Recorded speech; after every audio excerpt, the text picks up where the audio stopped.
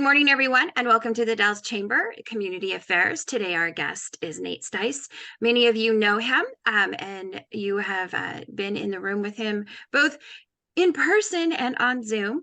But Nate is going to be here and give us some updates. But before we do that, we'll go around the room and introduce yourself, the organization, and if you promise to keep it short and sweet, a little something that's happening in your organization. So we're going to start with the man who never knows how to retire, Scott McKay. Thank you, Lisa. Thank you, everyone. Good morning. Scott McKay. I'm a community liaison for Circles of Care, and we match older adults who need some kind of periodic support with volunteers. So always looking for volunteers. And Okay. Phil Brady. Good morning, Phil Brady, Wasco County Commissioner. Keeping busy with lots of little meetings. We Stephanie Krell and I'll blank out his name, organized a major meeting this week, preparing us for hopefully we won't need it, but disasters. That's and the amount of planning that goes into that is amazingly impressive. Everything, if you're doing congregate care, what happens if you have a person who has special medical needs? What if you have animals that come with them? It was amazing the amount of effort that goes into preparation and planning to keep us safe when things go wrong. Thank you. And yes, it's better be prepared. Travis Dre. Good morning, everybody. Travis Dre, Adventist Health, Columbia Gorge. We are partnering with Columbia Gorge Show and Honda on Saturday, November 11th, Veterans Day, at Thompson Park from 10 to noon for a park cleanup. So if you'd like to join us and our friends, the Carters, we'd greatly appreciate it. Just trying to beautify certain parts of our great city, great town. On that note, from a hospital point of view and a personal point of view, extremely disappointed in the outcome of the bond. A new high school would have been a great retention tool, recruitment tool, etc. From a personal point of view, it's awfully hard to explain to your kids why the community doesn't care about you. That's a direct question from them to me. But I guess, as they say, they can knock you down, but they cannot knock you out. So we will find a new path forward. Thank you. Brian Tuck, all's quiet on the Western Front, so. Sounds great. Breen. Gorge Food Bank. There you go. Now your volume's on. Awesome. Breen Goodwin, Columbia Gorge Food Bank. Always looking for partners to host food and fun drives. Perfect. Thank you. Corliss. Good morning, everyone. I just got back from New Zealand for 3 weeks, and so I'm still kind of jet lagged. But I'm with Columbia Gorge Habitat for Humanity, and we're having a bazaar on December 2nd, our usual annual bazaar. And with the Senior Center, and we're having a bazaar next Saturday, same day as St. Mary's. So come and join us. And with the library, and the library has been having fantastic programs. I mean, hundreds of people. So everyone's welcome. Awesome. Sue. And you're on mute. Thank you. I was just letting the people around me know that I'm about to unmute. Oh. Good morning. I'm the Director of Advancement for the Columbia Gorge Community College, and things that are happening at the college of interest. We just finished our annual scholarship luncheon, engaged with about 50 donors to share stories of impact from our students. We have hired 2 new staff in marketing. Hooray. So you'll hear a lot more of our stories coming at you in many different ways. We're doing a climate survey on campus to capture experience of our students, our faculty, our staff, and our community so that we can be as responsive as possible using those results. Thanks. Great. Thank you. Tanya? Good morning. Tanya Brumley with Northwest Natural, and just want to let you guys know the Helping Hands program is going on every Wednesday through first couple of weeks of December, and that is where you can from 7 to 9 in the morning on Wednesdays drop by across from, well, I guess at the old Salvation Army is where we were doing it last week, but drop by any food, gently used coats, gloves, hats, toys, and those donations are received through St. Vincent de Paul and Salvation Army and used for the giving trees, and people sign up for these. So just want to encourage people to participate. And then there's barrels around town at the various sponsors. So keep an eye out for that. Thanks. Matt Cole. Matt Cole, Direct Fund IT. Not much going on with us other than heavily investing in AI right now. All right. And before I bring on Nate, I just want to do a couple reminders from the chamber. This Saturday is the Veterans Day Parade. We managed to get the town to rally and participate. So we went from less than 8 entries to now 23. So we're excited that we're actually going to have a Veterans Day Parade. And that will be Saturday at 11, going the normal parade route, beginning out at Cascade Square and winding up just before the chamber.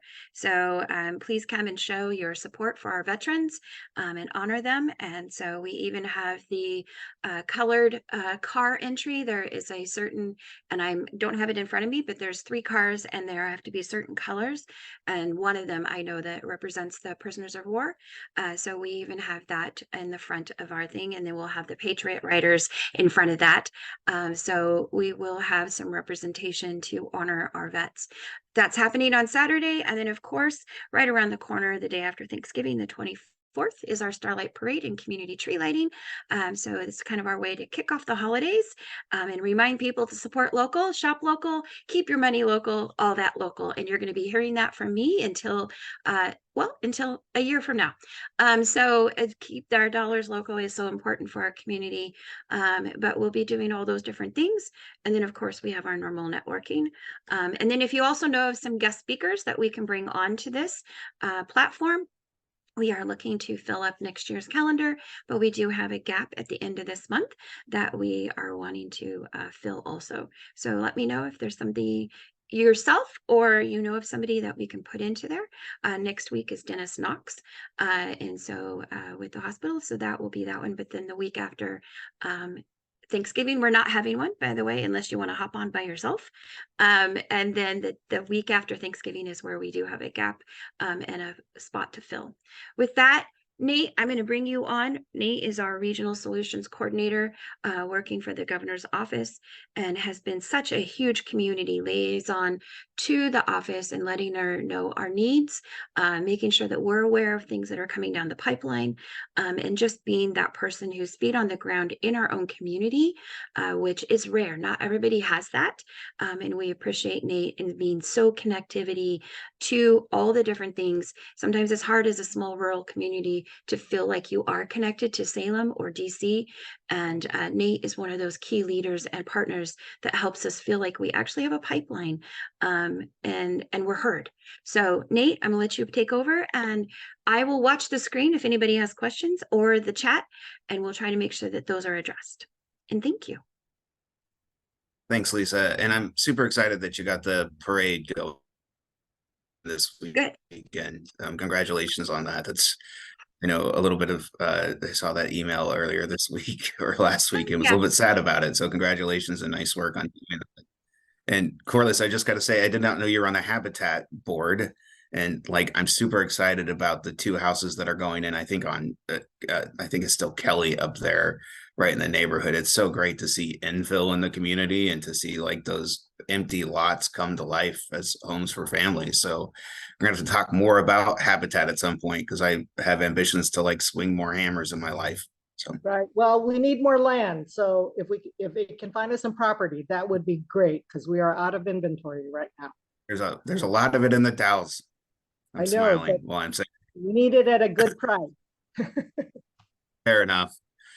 Well, thank you, Lisa, for the kind introduction. I also have to say, like, in a lot of work, the chamber has been the chamber and you have been a huge partner and someone I know I can go to understand what's going on in the community and also to step up in times when the community and especially the business community has needed help. And particularly, you know, I don't really want to talk about these times anymore, but during the pandemic, a huge partner in a lot of the efforts there. So, and I actually asked for a point of personal privilege since I knew I was speaking speaking here today to talk about a different thing and take off my hat as an employee of the state and the governor, and just speak for a minute as a resident of the Dalles, where I've lived now for going on 8 years. And Carrie, my wife, has lived for, God, I don't know, like maybe 12 now. And then, before that, I just, by way of background, I'm from Eastern Oregon. I'm from Umatilla. So this was coming back to the Dalles was sort of a little bit like coming home to me. And I've just been so grateful for the welcome of the community and like all the community has done for my family. And just the hope and optimism that I think is in this community. And so I'm glad Travis brought this up, so I'm not the only one here talking about it, but it was made me pretty profoundly sad to see the results of the school bond election. And I was advised by folks who are wiser than me to try to be positive here. And I just I'm going to struggle a little bit. And one of the reasons why I thought I might take this moment is because just about every person every person I know who has kids who are going into our schools shares some of this opinion. Like I've just heard from parents of kids of all ages who are sitting here very sad and uncertain. I mean, I got an extra degree of uncertainty because I've got a 3-4-month-old in the next room who's keeping me up at night, probably leading to my poor judgment and even bringing up this topic here. But when I think about providing the best for Aiden, our little Aiden bear, our kid, and thinking about what our kids in the community deserve, I struggle with thinking about sending him or anyone to elementary schools that flood, high schools where classrooms, in this last downpour, a teacher was telling me she had leaks coming in through her ceiling and thinks that probably what was on her counter was leakage from asbestos tiles. Like, I don't know that it's a safe environment to send our kids to. And now I'm looking at thinking about sending my kid to that environment. And so this particular bond outcome hit me in a way that is new to me as a new parent. So I appreciate, Lisa, you allow me to take this moment to talk about that. And I'll just say, like, the other piece of this is the counterpoint is like this last round and seeing the community come together in a way gave me an immense amount of hope. So, it wasn't, I think it was unique in that we saw a broad range of leaders, folks from every party and every walk of life coming together to help support this very important pivotal piece investment in our community and our kids. And I guess I'll just end with maybe, and Travis, you set a good tone, I think, for this, with just saying that, I hope and I believe that the Dalles will one day come together and figure out how we can make a very important investment in our kids. And as Travis points out, and maybe this is the link into, what I'm actually talking about here today, is it is in ourselves and in our community, right? Because it is critical to any economic developer that is worth their salt will tell you that there are two things that companies are looking for when they're thinking about where they're going to house, or that you need to grow your own companies at home. The two things are infrastructure and, number one, schools. That is the number one thing. And whether it's being able to retain the doctors that MCMC brings in and having them decide to stay here rather than reside in Hood River or elsewhere, or it's just growing the talent to support entrepreneurs and others in the community. And so I apologize for this deviation. It's just rested real heavy with me for the last couple days. And I struggle with seeing a path forward, but again, just believe in the Dalles and this community to figure it out and move forward. So, and I'll shut up now and go into talking about my day job. So, and so Lisa did a good job of teeing it up. Again, I work in a program out of Governor Tina Kotek's office called Regional Solutions. The tagline for Regional Solutions is the governor's collaborative approach to community and economic development. I like to say that the governor has tasked us with going and sitting with communities, understanding their goals and dreams, and helping them to figure out how to get there. And the tools that we have to do that, the primary ones are, I manage a team of cross-agency folks from state, local, and other partners that go in and sit down with communities and help think about how we both find the right capital stack for projects, whether it's through private, state, or federal investment. And then also help to unstick projects or help projects navigate regulatory structures, both at the state and federal level. The agencies that sit on the team formally for Regional Solutions are Business Oregon, which is the state's economic development and infrastructure agency. They take care of your poop pipes, but also help entrepreneurs start up. The Department of Environmental Quality, which is the state's environmental regulatory agency, but that also has some tie into funding for critical infrastructure. The Department of Land Conservation and Development, which is the state's land use agency, that is also, and I'll talk a little bit more about this, playing an important role in helping to think about housing. Oregon Housing and Community Services, which is the state's housing finance agency, and also serves some other functions around granting around housing and houselessness, and has made some critical investments in the Dalles and surrounding communities that I think are just exciting.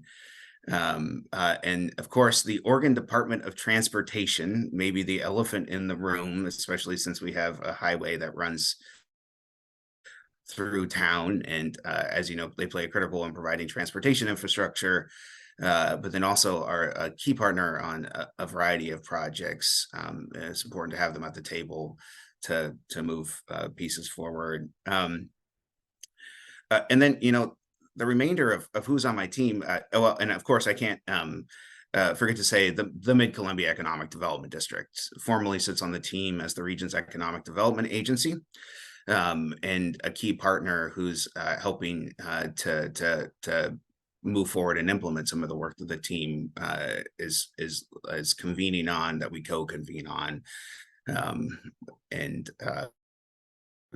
so that's the full team that sits at the table on a regular basis. And then we often bring in whoever we need to move a project forward, you know, whether it's a slew of state agencies like the Oregon Parks and Recreation Department.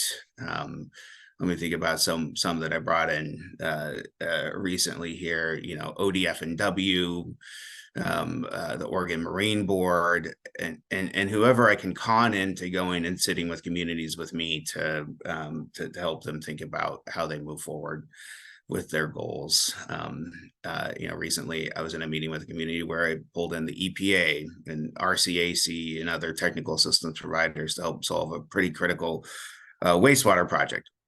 So that's what I do. And in that work, I get to work with leaders like Lisa and Travis and Tanya and others on these projects. Some of the things, one other trapping of the Regional Solutions Program, and I should say the Regional Solutions Program actually dates back to the Kids Hopper administration, which was formalized in statute and rule during the second Kids Hopper tranche in about 2013. But these approaches to sort of collaborative problem solving and governance date back, as far as I can tell, to Tom McCall and beyond in Oregon. So maybe like a really good part of the Oregon way. And one trapping of it is that it really is tries to take into account sort of local thoughts and local dreams. And so there's a Regional Solutions Advisory Committee that helps to formally set goals and priorities for the region. And the team, you know, is tasked with helping to implement those. And so that local committee is comprised of folks like county commissioners, mayors, private sector leaders. We're in a a revisioning moment for regional solutions where we're thinking about sort of the right scope for that advisory committee and thinking about how we up our game as a team. But it's just I'm saying that by way of saying that the program really is grounded in thinking about how we work with local communities on their, again, important projects. And I should have taken a step back and say that the Regional Solutions Program is divided into regions along the Federal Economic Development District lines. And so I serve the North Central region, which is Hood River, Wasco, and Sherman counties. I also serve the North Coast region, which is Tillamook, Clatsop, and Columbia counties. So get to see both halves of Portland's playground and work on issues in both of those areas.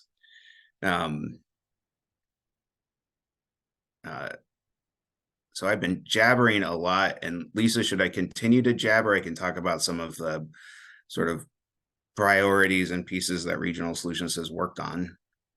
Do you guys have any questions so far? And if not, we'll have him continue to jabber, and don't be afraid to jump in and ask while he's talking about different topics or regions. So I'll also say that, like, the other important role that I play is as the ombudsperson to the governor's office. So, on a variety of topics, not just around sort of regional solutions, formal tasking around community and economic development. If folks have concerns or issues they want to reach out to the governor's office about, I'm happy. And part of my job is listening and relaying to those people who are on the governor's policy team and others who are helping to set that agenda.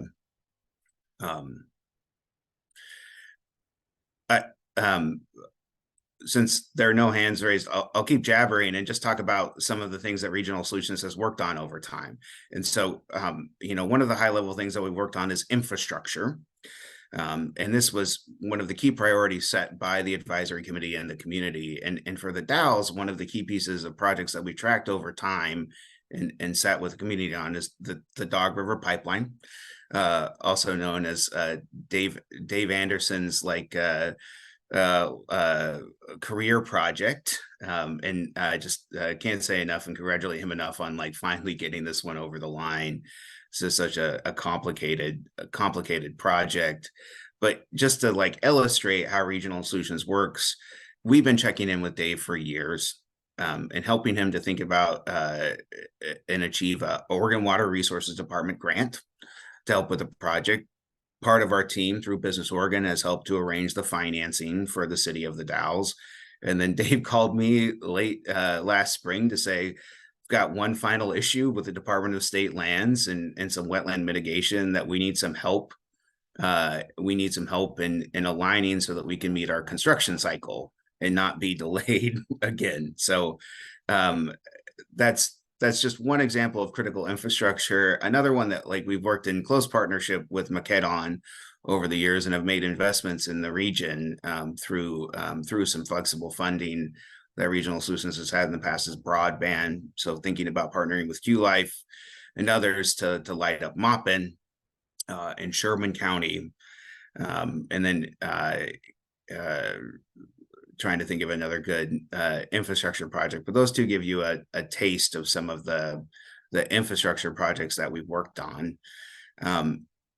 Another key priority that was brought forward by the advisory committee has been a priority for the Mid-Columbia region from what I can tell. Lisa, you can probably help me here, since the early 2000s is workforce housing. On that front, I've been scrapping to find any tools that we can to help move that forward over years, and that landscape is changing. And I can talk a little bit about how that relates to some of the governor's priorities, but Regional Solutions in particular helped to seed a loan fund that is now governed by MCED, about $2 million that was aimed at helping to build houses in that middle market, 60 to 120% of area median income. I'm happy to say that that loan fund is almost fully revolved and has helped to produce units in the Dalles, Hood River, and elsewhere. We also worked with all of the communities to update their comprehensive plans and think about housing needs analysis and strategies, especially leveraging grants from the Department of Land Conservation and Development. This work really started in the Dalles in about 2015, and I'm excited to see the city thinking about their housing needs and strategies again as an update, and also excited to see them thinking about and working with DLC again on sort of thinking about the west side of town and the potential there for housing and other commercial pieces. But the team is again embedded with these communities and talking with the leadership around these projects. And then finally, on the housing front, I've just been going out and trying to attract developers to the region to build multifamily, and then working with developers where I can to help think about navigating the local processes, and help also to navigate with state agencies like ODOT and others that have an impact on local projects. So, and then I got a crazy bug from doing all this work in my day job and decided to start building ADUs in my spare time. So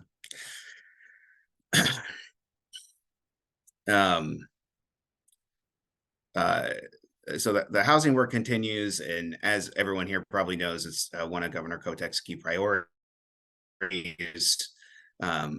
She will be running a bill in the short session that helps that will provide communities some flexibility around, hopefully provides communities some flexibility around things like UGB expansions, but also really focuses on things like helping communities with capacity to think about building infrastructure for housing and to make sure that they have the support to meet their housing needs. So, and just on the housing front, I think we've seen some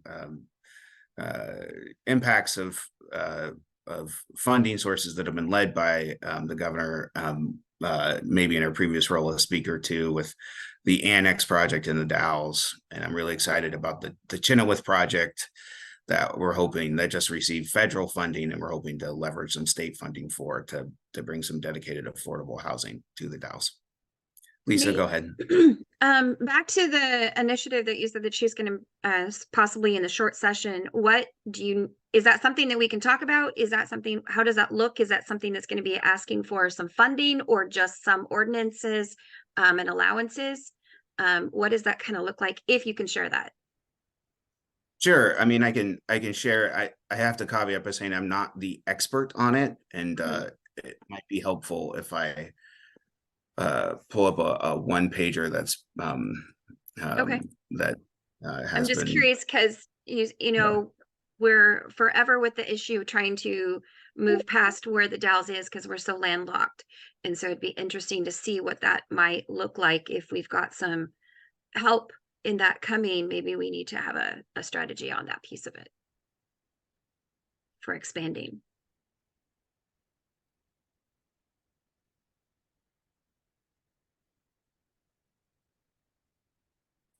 I know I put you on the spot. Well, and Lisa, I meant to have this up before I started talking about it. So and again, just had the kid until about 6:59 this morning. So yeah. The bill is currently sort of how we're talking about the package is 3414B, which is the number of the bill that went through in the last legislative session. It's also formally known as the Housing Production Proposal, LC19, and I just pulled it up, and it draws on some of the work from the Governor's Housing Production Advisory Council, which draws from leaders from across the state to help think about how we can move forward and meet the state's just massive need for new housing. And I'd be remiss if I didn't point out that Joel Matson from the Mid-Columbia Housing Authority has been flying the flag for our region on that council and thinking about a variety of things, like how we align regulatory processes, how we leverage state and local owned land to help meet the housing needs. So, I mean, I'll give a high level summary, and I'm not going to get like too deep into the details, but on it. But there's a couple of pieces. So the state has been building out some infrastructure to help both provide support to and think about accountability around communities and meeting housing needs. And so currently that office sits in the Department of Land Conservation and Development, and this proposal thinks about building out that office, and in particular some of the support functions of that office to go work with communities to help expand to help meet their housing needs. There's some pieces that are really aimed at streamlining local code and removing barriers in local code that stand in the way of housing, allowing more and like I'm going to get this is too general, but by right development, where if a parcel is zoned, high density, and I go in and want to build a duplex on it, there's less of an ability for someone to stand in the way of that through local code.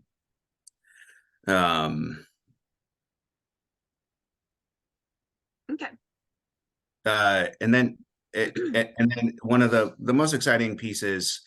So there's again, and again, Lisa, you're asking about the urban growth boundary piece, and I really don't think this is going to apply to any of the communities in the gorge, but there's some pieces in here, and I think it's the most talked about in the news around this stuff, which would streamline UGB expansion for housing development.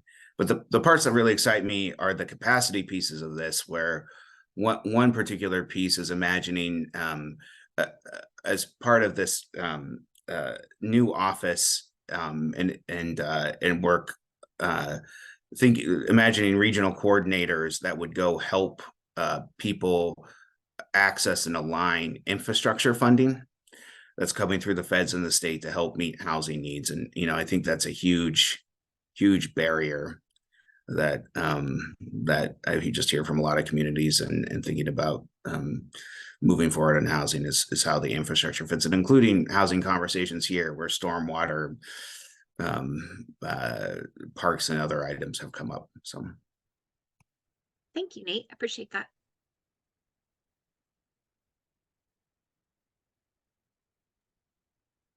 Any other questions at this moment?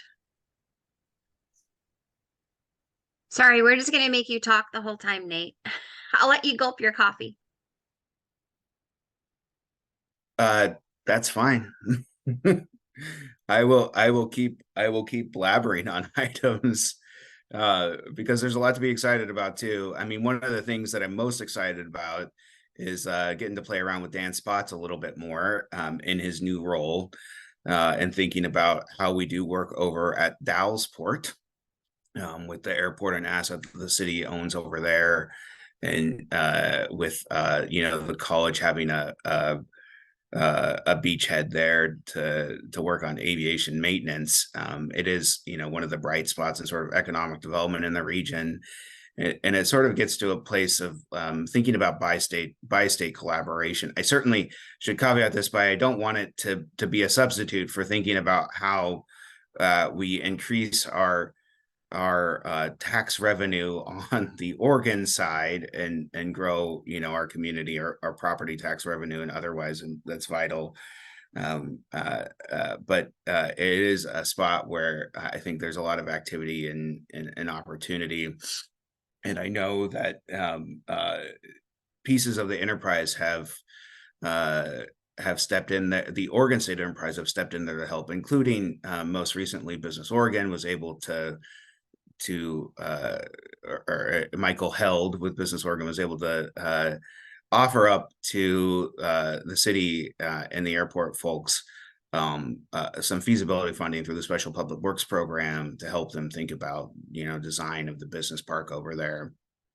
I know ODOT in the past has helped with Connect grants over there. And then, the fun piece is the Oregon Department of Aviation actually lists the airport as an Oregon airport, and they're able to leverage some of the fuel tax funds over there. And so I've been sitting with Dan and Jeff. Recently had a conversation with them to talk about, okay, how do we move on to the next steps here? One piece is just working with ODOT on fiber, getting it some expansion over there. But then we'll be meeting in a few weeks here with the Oregon Department of Aviation and the Oregon Department of Emergency Management to talk about how the Dallasport Airports fits into the broader state resilience goals and plans. And so that's just a fun piece and project to work on. And excited about the opportunities over there, and excited to think more about how we can partner with Washington on moving some of those pieces forward. So that's another fun thing I get to work on. Go ahead, Sue. Thank you for raising your hand and saving me by asking another question. Good to see you. Good to see you. I just wanted to jump in there because I don't know how, and there's a lot yet to be discovered about how the college's footprint over at that airport will look. The vision includes building a hangar for the aviation maintenance technology program. And I just wanted to give a couple quick updates, which is, so we're in the second cohort of our aviation maintenance technology program, and we have a new instructor. And we have, I think we have had 3 small aircraft donated, which is a great opportunity. These students literally take the planes and the engines apart and put them back together. And I'm sure you're aware, because we've talked about it, in other meetings, that opportunity for the 2 states to collaborate and for that program to be located there is just a tremendous one for our students, for the community, and then really for the aviation maintenance industry, because that industry is really shy on techs. And of course, we all depend upon their expertise to keep our airplanes flying safely. So, and there's such a huge economic opportunity there because the folks that graduate from those programs are making more than family wage salaries as soon as they exit the program, and then quickly advance to kind of 6-figure salaries. There are some jobs locally. Many people do want to stay in the local community. Sometimes they do have to push out to other metropolitan areas, but if that's what students are looking for, if they can work regionally, they can work across the US, and they can work internationally. So just a little update on that. Yeah, super exciting. I really appreciate our local legislative leadership in pushing forward legislation to allow the Higher Education Coordinating Commission to actually grant credit for courses offered on the Washington side. Was the most recent sort of connection point with the Oregon Enterprise, and again, a Dan Spott's brainchild piece. So, and I should probably also share that I sit on the CGCC board as one of my volunteer efforts in the community. So,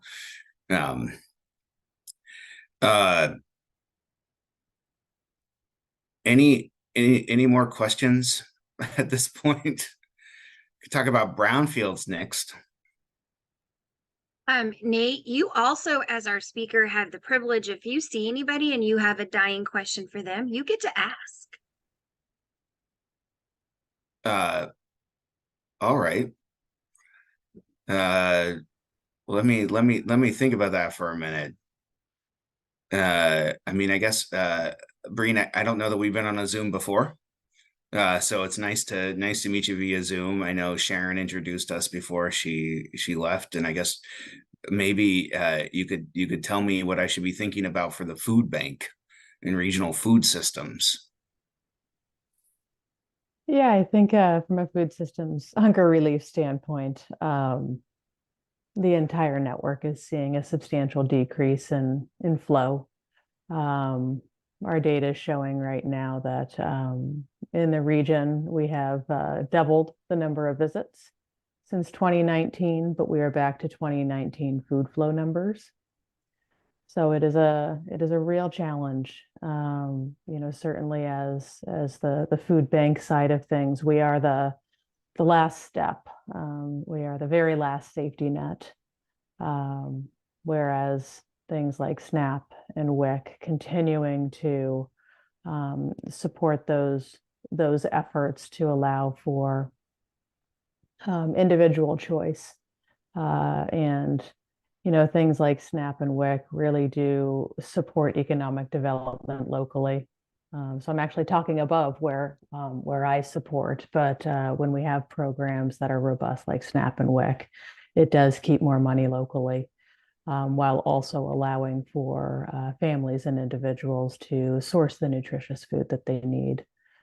Nate, would love to have you visit our new facility. As now the new regional hub, we have the ability to bring in more resources than we could before. So we've moved from 2,000 square feet to 12,000 square feet.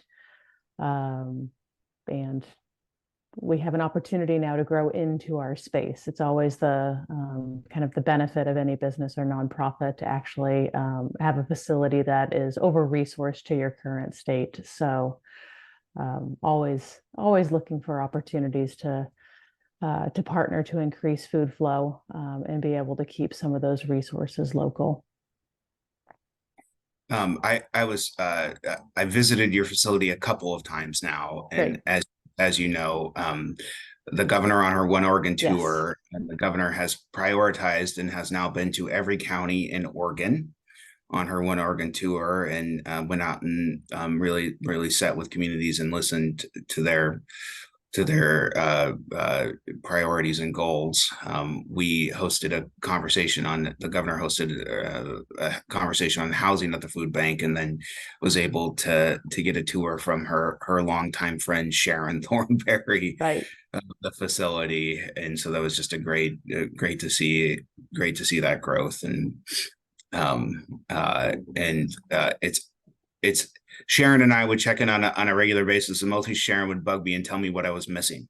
So I will trust you to tell me what I'm missing. And I know it's food programs is and food insecurity are on the governor's mind.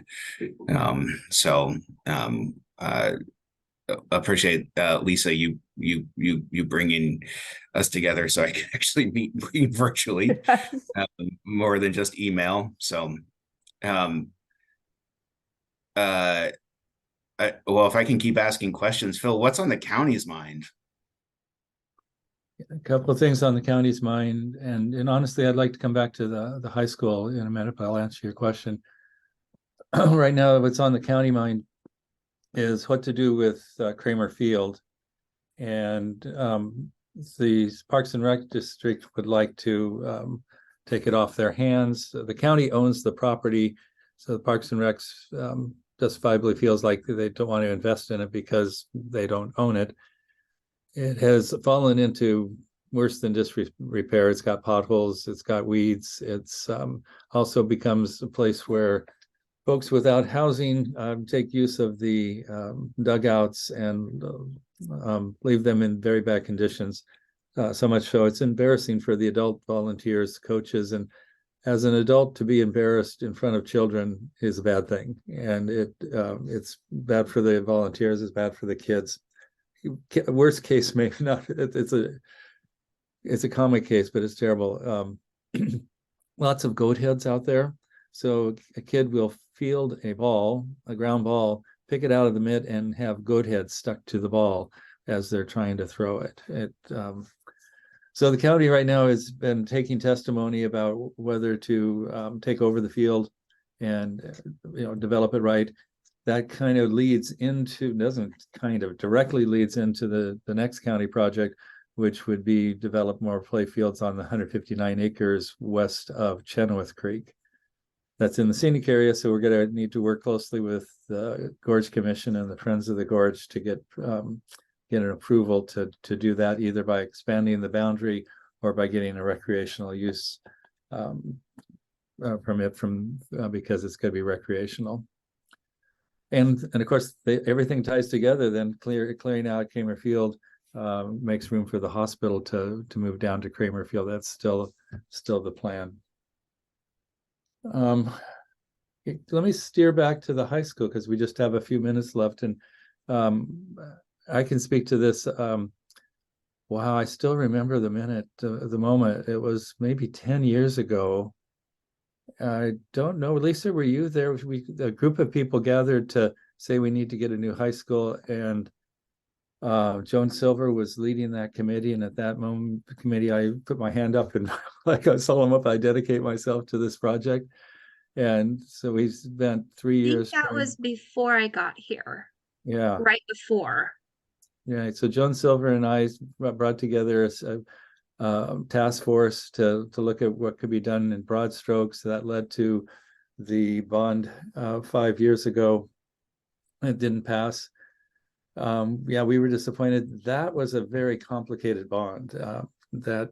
And in fact, I'm a little envious of the people who were working on it this time, had a simpler sell, and I'm empathetic because I've been there when it didn't pass.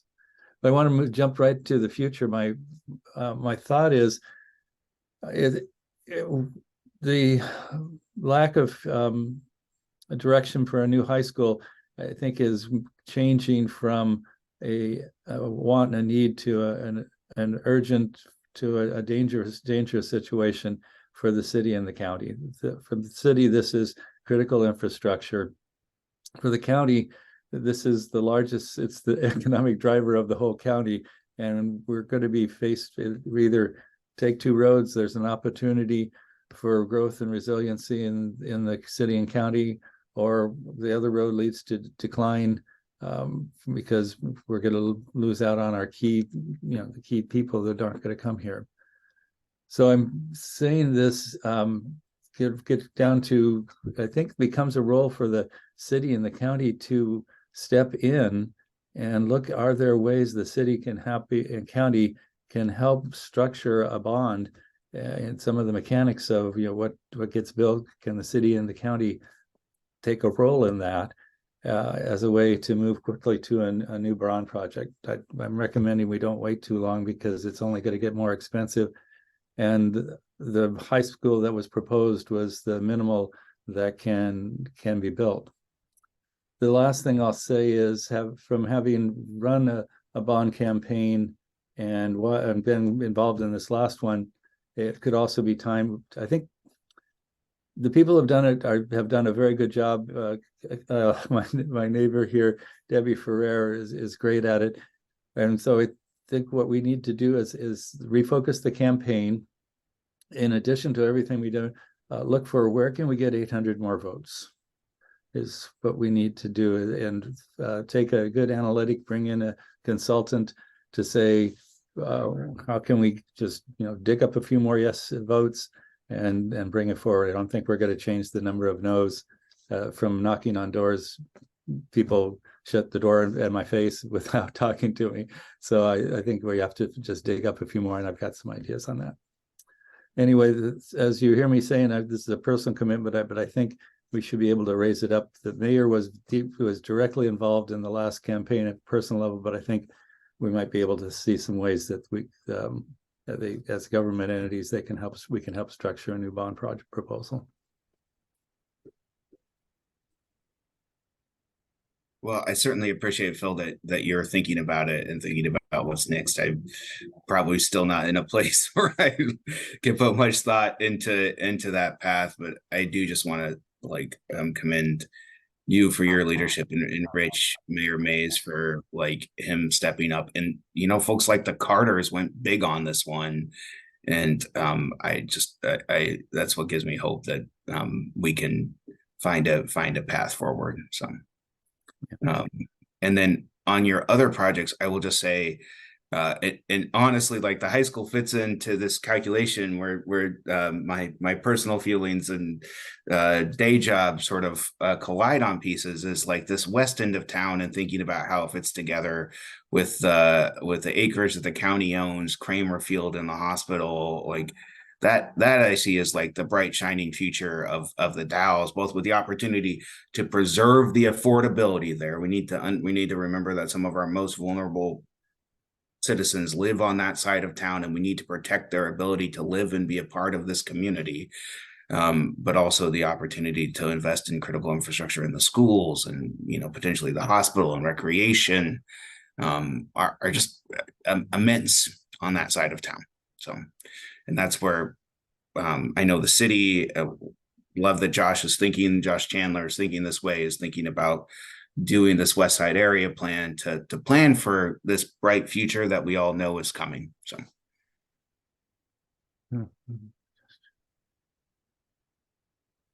And this is Brian. Phil, I appreciate your thoughts. I think, again, if folks are going to go back out and do another potential bond, just, you need to start doing it today. I mean, it needs to start from today if you're going to look at next year, which sounds like maybe that's the thought.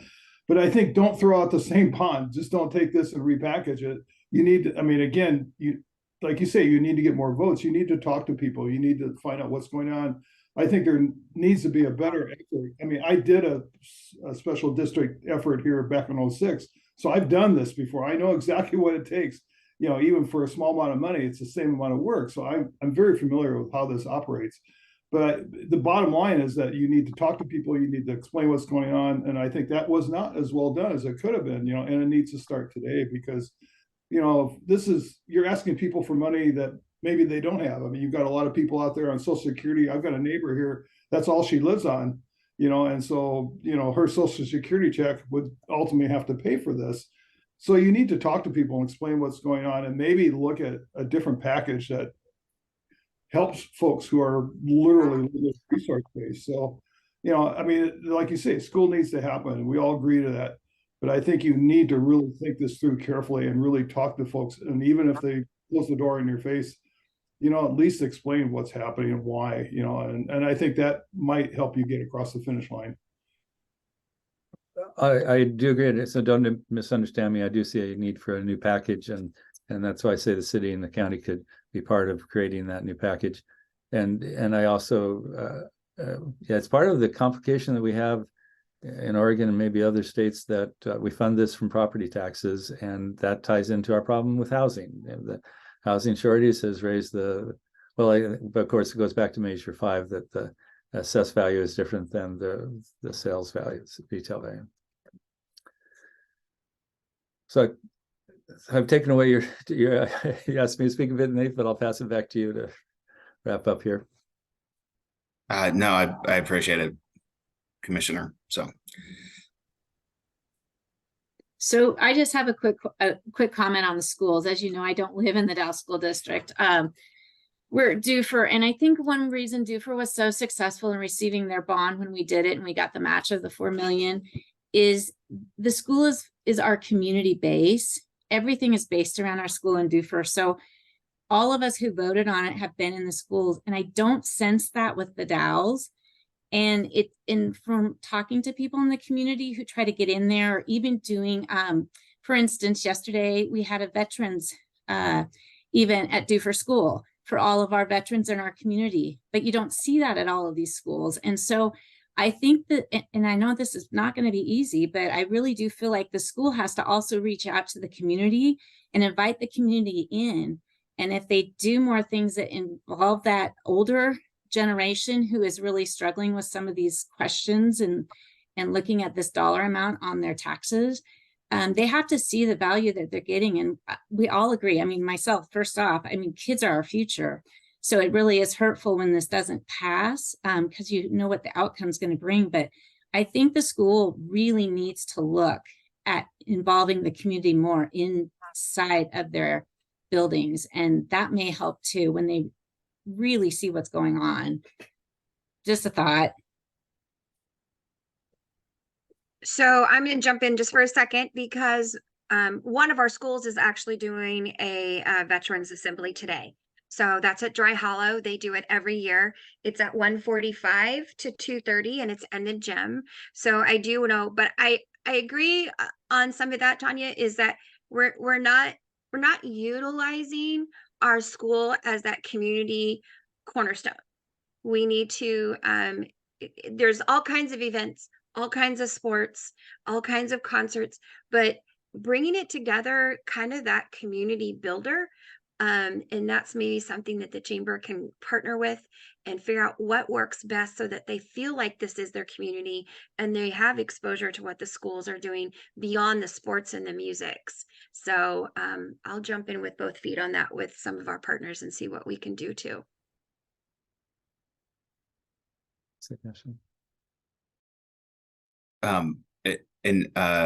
Lisa, I think we're out of time, so I'll just say I just want to respond to Tanya. Like, DUFER's investment in the schools is inspiring and is, like, I know, the cornerstone of a lot of exciting things that are happening there, like the work that Robert Wallace is doing on electrification with the DUFER Rural Innovation Hub. Like, everything centers around that school and sort of started out of that school. So that's a great example. And I'll just thank Lisa for having me here. And again, thank you, Lisa, for allowing me to bring up the school. And I'll just end by saying this little conversation here has given me hope that we'll figure out the path forward on it, and that our little Aiden Oso will go to a school that doesn't have leaking roofs. So I appreciate that. So. Well, Nate, thank you. And you know what? Once again, thanks to all this group, because we are very transparent in this meeting. And I love it because then we start rolling up our sleeves and we make things happen. And I appreciate that. Nate, thanks so much. And we look forward to the day that Aiden can come down to the chamber moms and get rotated amongst all of them so we can have our baby fix. We readily welcome that. So let us know. Anyway, I want to say, everybody, have an amazing day. Please check the community calendar. There is a ton happening all over our community. And again, the parade is happening at 11. If you know of somebody who might want to just live stream that for us, that would be great. We found out the radios are not announcing. So I will be willing to, a student could live stream and read the script for me. I would be thrilled to no end. So let me know if someone can do that and we will give them a job. Anyway, everyone take care. Have an amazing day. Go and thank a vet and give them a little extra recognition this weekend and let them know we appreciate them to the fullest. Take care. Have a great day.